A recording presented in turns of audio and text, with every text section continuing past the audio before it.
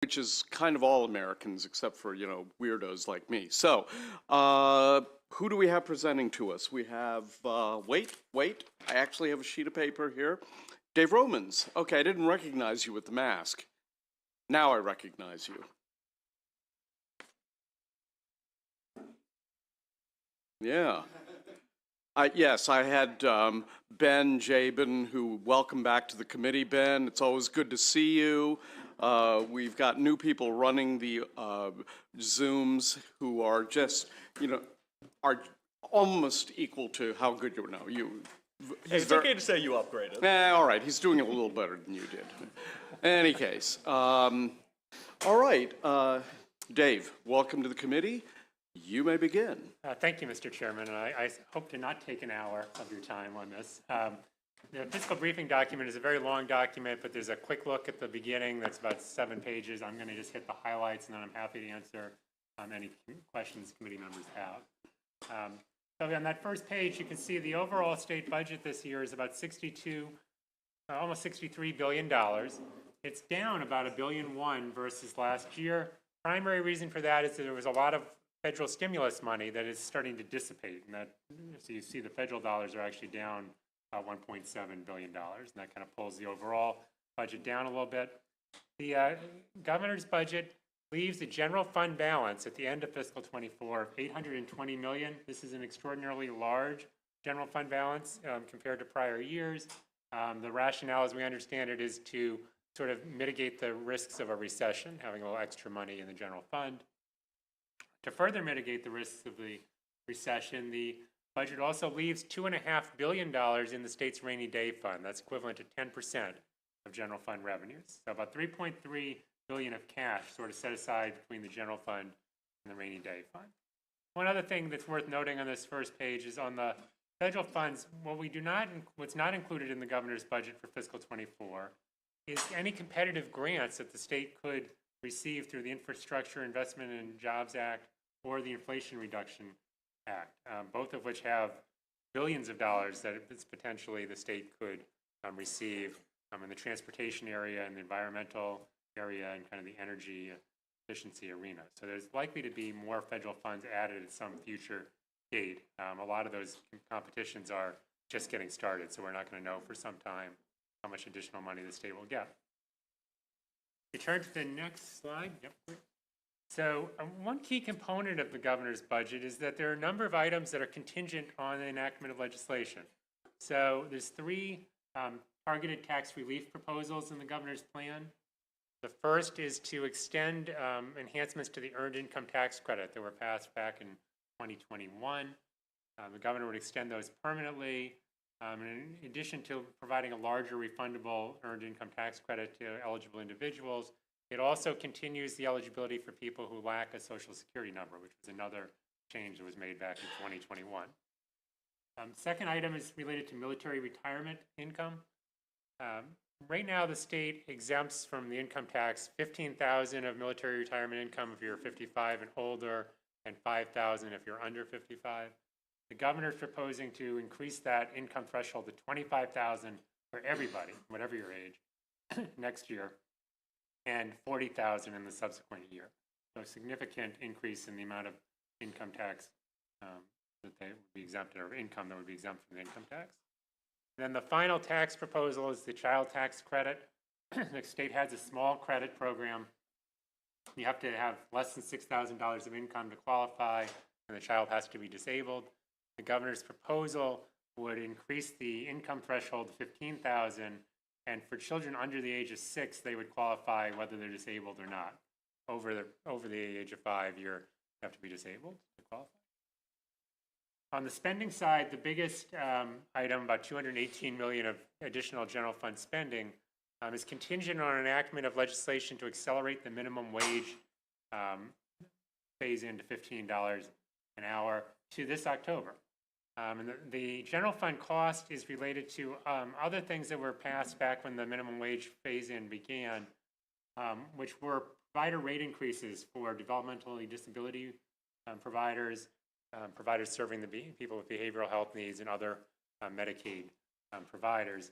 since the states would be accelerating the minimum wage, this accelerates the rate increases that had been planned for them. It's an extra 8% rate increase they would get fiscal 24 if the legislation passes. One other I'll mention, the hospital assessment, $50 million cost. So the state has an assessment on the hospitals. It generates almost $400 million a year. The hospital industry is under a little bit of stress right now. So for 1 year, the governor is proposing to reduce that assessment by $50 million. So those are the major legislative impacts. And one other thing I would mention for those of you who've been here before, there's a Budget Reconciliation and Financing Act, which we usually only see when the state is in dire fiscal straits. The reason is that the governor wants to change a couple of items that interact with the budget. One is that hospital assessment, reducing the assessment for 1 year as part of that act. The other is that there's a requirement in the law that about $1 billion be deposited into the rainy day fund this year. And that's because we had a big surplus at the end of fiscal 22, and statute requires that a substantial portion of that surplus be put into the rainy day fund this session. The governor wants to waive that requirement and instead spend the $1 billion on two things. He wants to put $500 million into the Blueprint Fund to help support our Kerwin K-12 education costs. And he wants to put $500 million into a dedicated purpose account for future transportation capital needs. It does not specify what project or projects that would support, just that it's money that would be set aside for transportation. I'm sorry, could you repeat that number, please? For the $500 million for transportation capital needs. just this year. Yeah, general fund is set aside. Got it. So those are the major items related to legislation. Let's go to the next slide. Yeah, so this chart is maybe the most significant chart in the document. It looks at the structural budget outlook. So what I mean by that is ongoing revenues compared to ongoing spending. And the blue bars are what the governor's team presented in their budget highlights book, and they show a structural surplus each year. But by their own admission, what they don't include in their forecast is that the Blueprint Fund, the one that supports the K-12 Kerwin implementation costs, doesn't have enough money by fiscal 27 to cover all the costs of implementing Kerwin. So if that fund is out of money, then those costs are going to roll into the general fund. And that's what the red bar shows you, is when you account for that, the structural outlook is not so rosy. By fiscal 27, nearly $1 billion structural shortfall, and growing to about $1.2 billion in fiscal 28, and frankly, it would continue to grow in subsequent years as the Kerwin legislation continues to ramp up through 2034. So there is a substantial kind of longer-term budget challenge, and the current year's budget will not be a challenge, but thinking about that longer term is. For any of you who paid any attention to the Spending Affordability Committee back in December, a much rosier budget outlook was projected through fiscal 28 back then. And you might wonder why have things gotten so much worse. And the primary reason is actually highlighted in the next page, and it relates to K-12 education. One of the key components of the K-12 education formulas relates to students who are eligible for free and reduced price meals or farms. For each one of those students, school systems get an extra amount of money through the compensatory education part of the formula. And what's happened is this past fall, the number of students qualifying for free and reduced price meals jumped by 110,000. School enrollment jumped by a couple of thousand. So what happened is that for the first time ever, the state matched the school enrollment list against the Medicaid children who are enrolled, who are at or below 185% of poverty, which is the threshold for a reduced price meal. And that's how nearly 100,000, 110,000 more kids were identified. So it's not that there's more poor kids, it's that we're doing a better job of identifying that they are poor enough to qualify for the program. This brings out of all public school students in the state now, 51% are qualifying for a free or reduced price meal in the current school year, the highest we've ever seen. And so all these kids showing up, it's great, they're going to get the free and reduced price meals. Most of that is paid for by the federal government, so there's not really a significant state fiscal impact there. But in the compensatory education aid goes way up. It grows by $390 million this year, primarily because there's so many more students who are being identified. And that's an ongoing cost, and that is a big contributor to the Blueprint Fund kind of exhausting its surplus much sooner than was expected in the general fund budget stress that I talked about previously. We go to the next slide. One of the other things that was talked about back in December was that the state had an estimated about $3.6 billion surplus for fiscal 24 after paying for all the mandates in state law and kind of the expected expenses. And what we try to show in this chart is, well, what did the governor do with that money? Well, I mentioned $820 million he left in the general fund balance. So it's $2.8 billion that he spent. A little over $2 billion for what I would call enhancements or initiatives. Many of them I've already touched on: the transportation set aside, the Blueprint Fund set aside, the minimum wage related costs, and the tax relief. A couple other things to note: the higher education got a much larger increase than was expected, about $133 million more, so double-digit growth for the four-year institutions. And one of the benefits of that is that all of the public four-year institutions are holding in-state tuition to 2% growth in fiscal 24. Another thing I would note is there is actually a hold harmless for K through 12 education, $37 million. It helps two school systems who otherwise would have seen a decline in their state aid. Baltimore City would get about $32 million. And Allegheny County gets about $5 million. The Allegheny County story is that somebody won Powerball, won a huge jackpot, and their income for 1 year, or the tax revenue for 1 year in the county went way up. And so they look very wealthy suddenly compared to where they were. So they will not be getting a hold harmless next year, I suspect. They will be back to the kind of the normal funding level. So those are some of the highlights. You can look at the rest of that list at your leisure. On the next slide, just a few bullets that I'll mention that I haven't touched on. Overall, K through 12 education grows by about $733 million, or 9% versus the prior year. That's both direct aid and teachers' retirement money. Employee compensation. So back in November, Governor Hogan increased state salaries by 4.5% across the board. There was no money in the budget to pay for that. So Governor Moore had to pay for both the current year costs of that 4.5% increase as well as the fiscal 24 costs. So combined, that's about $600 million to pay for that salary increase. On top of that, Governor Moore has proposed a 2% kind of across the board salary increase in fiscal 24, as well as increments for state employees, which is kind of similar to merit increases. There's also a 5% COLA for the state's law enforcement officers, which was something that had been negotiated under the previous governor, and the budget just reflects the funding of that agreement. One other thing to note is an unusual thing. The governor set aside $150 million for legislative priorities in the budget. So this is money the General Assembly can repurpose for operating or capital needs. So I'm certain the Appropriations Committee will be taking a hard look at what its priorities are for using that money. So those, Mr. Chairman, are the really high-level highlights on the budget. I'm happy to answer questions.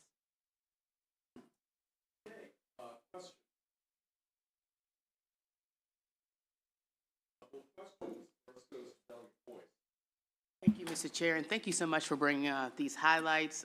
You know, sometimes we understand our own numbers, but not necessarily these big state numbers. So you talked a lot about, which is pretty amazing and yet still devastating, about the ability to better vet where children need more assistance through a free and reduced lunch, and that has increased our funding for the Blueprint. Has there been discussions about after 2027 how we're going to continue to fund the Blueprint? I think that's going to be one of the topics for the Sure. session, frankly, for the Appropriations Committee, certainly. And other than, you mentioned now 51% of our students qualify for free and reduced lunch, which is usually, yes, paid by the federal government. And what is it?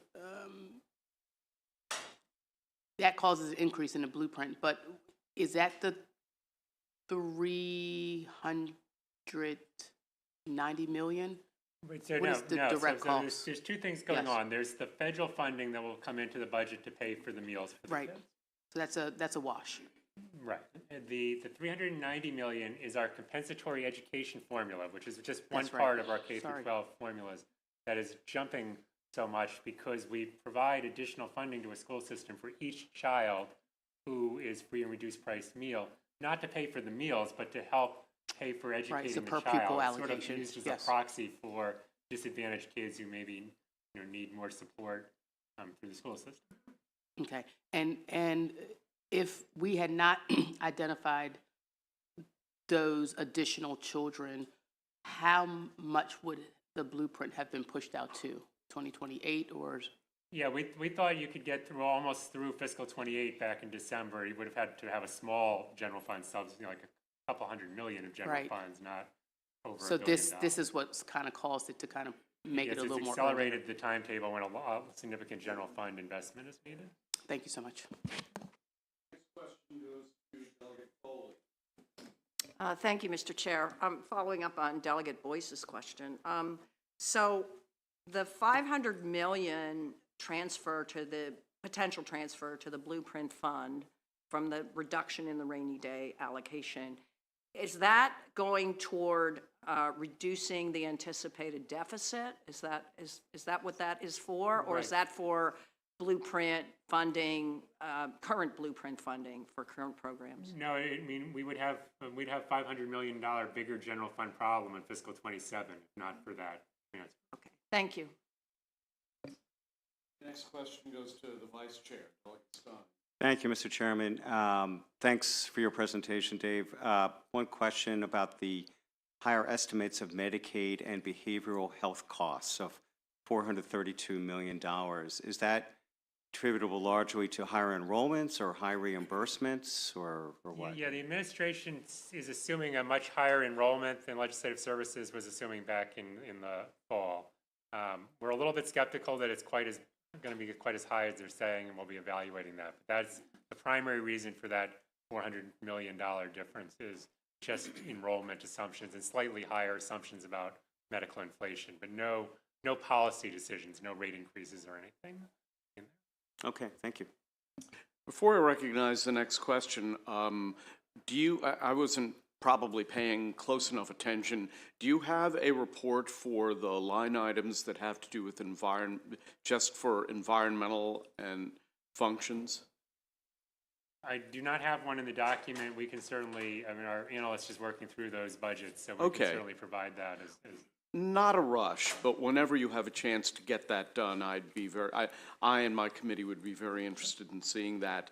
The next question goes to Delegate Guyton.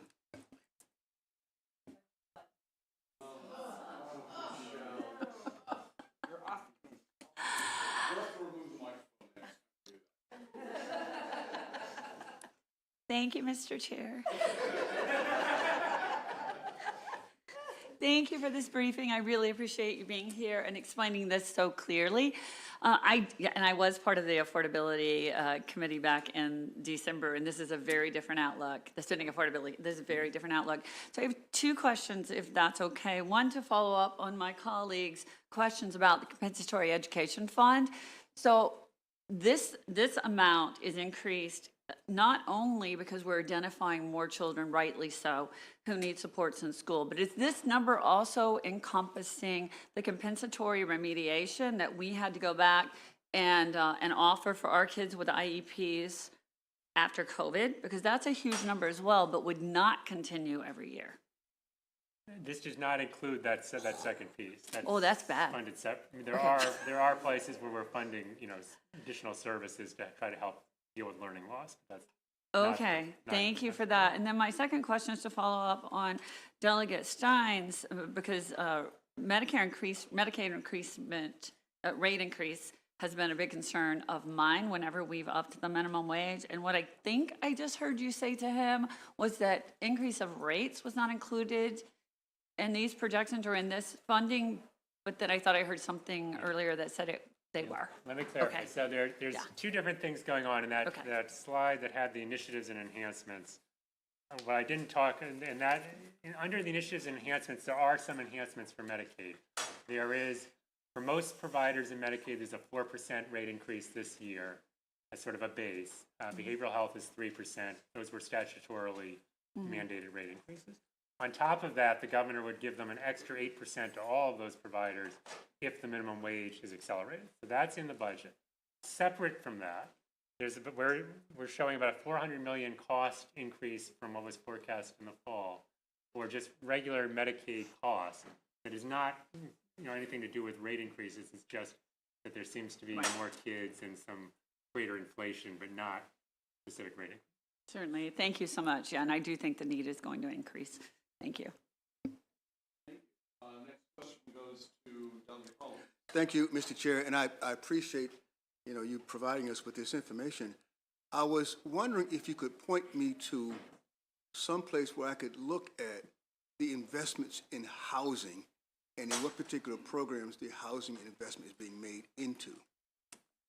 I think it'd be, That is another great report. yeah, we can send you a letter which sort of highlights the housing specific. There's quite a bit in the capital budget as well as in the operating budget related to housing, so we can pull something together for you. We would really appreciate that if you don't mind. Thank you, Mr. Chair. Thank you, Mr. Chairman, and thank you for the presentation. So I have two questions. One is about the projected surplus that's mentioned twice on pages, I think, 6 and 7. The projected cash surplus of $3.6 billion at the end of FY 2024. Is that meant to say FY 2023? Or why is it you're making a projected, making a projection based on a year and a half from now without, I don't know if at the time you didn't know the new governor's budget, so I'm just curious. Right, so in December, for the Spending Affordability Committee, our department forecasts the state budget. We look at the revenue and expenditure projections, and we identified that after you paid for all the mandates and things you have to do in fiscal 24, based on statute and just continuing employees, so forth, that there would still be a surplus of $3.6 billion available to the governor and the General Assembly for this session. So all we're trying to do in this chart is say, okay, the governor decided to use quite a bit of that surplus, and how did he, spend that? That was, above what was already expected to be done in fiscal 24. Okay. So it's really just trying to capture for you, what did he do that's different and unexpected? Okay. My second question is on page, I think 8 or 9, the statement about identifying potential legislative issues. That first bullet, and this is on page 9, under that heading, says the long-term sustainability of the budget. The governor's proposal is affordable in the near term, but a significant structural deficit is likely by FY 2027. What is that based on primarily? What are the factors that lead you to think that? Well, it's the Blueprint Fund. The Kerwin costs grow by $400 million or more each year for the next 10 years. And the Blueprint Fund, which is the primary mechanism for funding the Kerwin education costs, has a huge fund balance right now. The General Assembly has put a lot of money into that account, knowing that those cost increases are coming. But that fund balance gets exhausted by fiscal 27, and at that point, the new ongoing revenues going into the Blueprint Fund are not enough to pay for all the Kerwin costs. And that's when the general fund suddenly has to absorb almost $1 billion of Kerwin costs starting in fiscal 27. So that's what changed. Right now, Blueprint Fund has plenty of money. It can pay for all the Kerwin costs in fiscal 24, fiscal 25, and even in 26. But it runs out of its sort of surplus, and that's where the general fund suddenly has to cover a whole lot more K-12 costs. And that creates the budget challenge. And frankly, we used the administration's numbers of the Blueprint challenge. So I think they agree with the numbers here. It's just there's a challenge ahead, and everyone's going to have to think about what the right combination of actions is to deal with that challenge. Okay. And I would throw out there, the other concern is the state's revenue estimates assume we do not go into a recession. And, that's unknown. We'll see what happens in the next 6 months or so. If there's a recession, things just get, more challenging in those out years. So That's a big risk, and the revenue estimate gets revised in March by the state's Board of Revenue Estimates, and that'll be an important marker to see how the state's economy and revenues are doing over the first couple of months of the year. Thank you. Thank you, Mr. Chairman.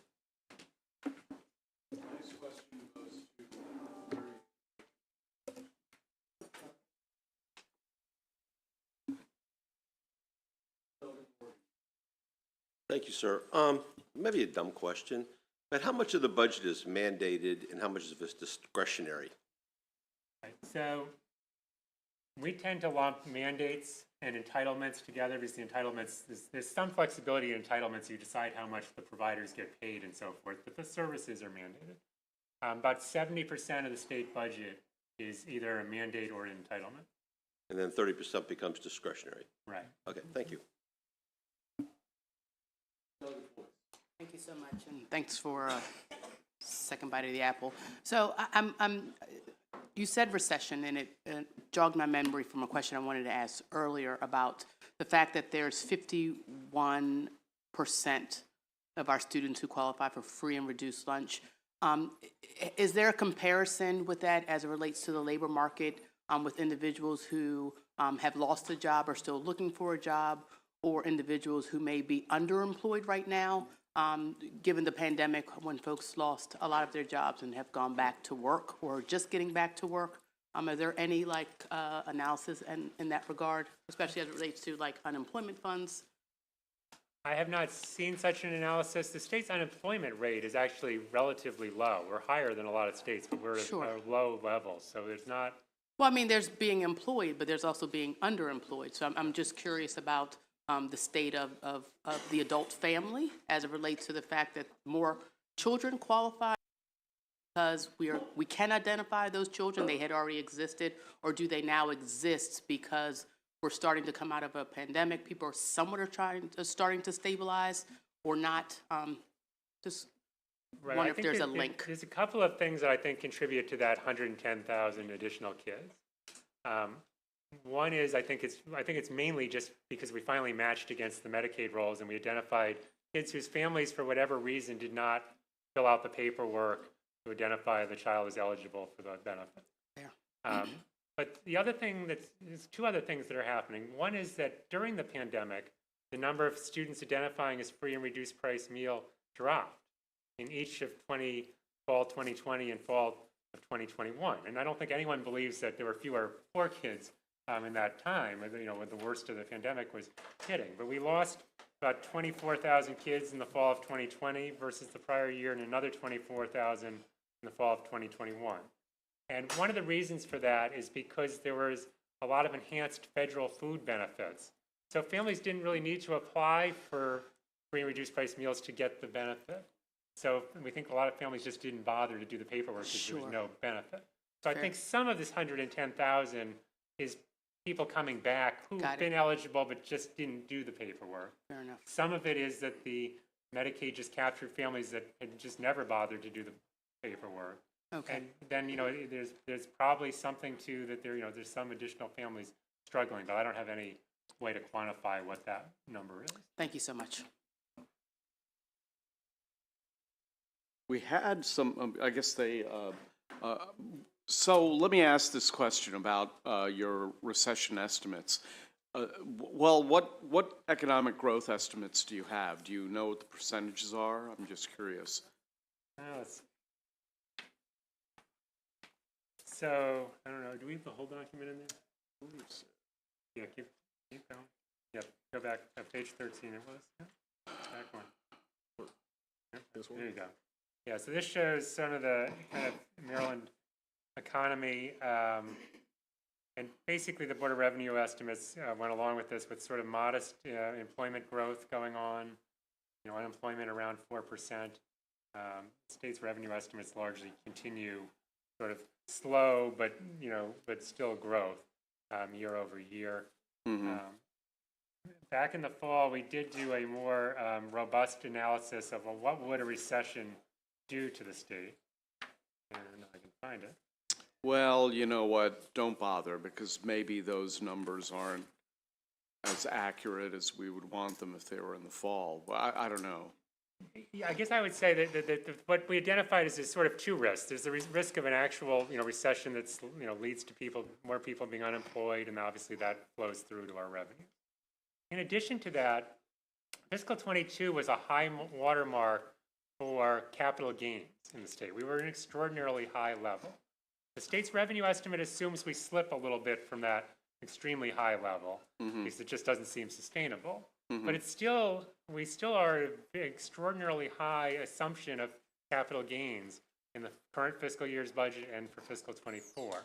So even if there's not a big recession that leads to a lot more unemployment and so forth, there is a risk that our capital gains is overstated.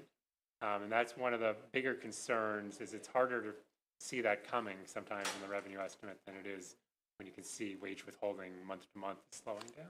Yeah, I mean, I'll say this, just looking at my accounts receivable, I don't see a recession coming, but, that's only a sample of one in Montgomery County. It's probably, maybe I should just not set anything at all. Maybe that's a rule I should abide by more often. In any case, any further questions for Dave? Seeing none, thank you very much. Are we going to need 5 minutes? 2 minutes? Okay, so we are going to just be recessed for 2 minutes while they reset the system for the public hearing. So don't go far.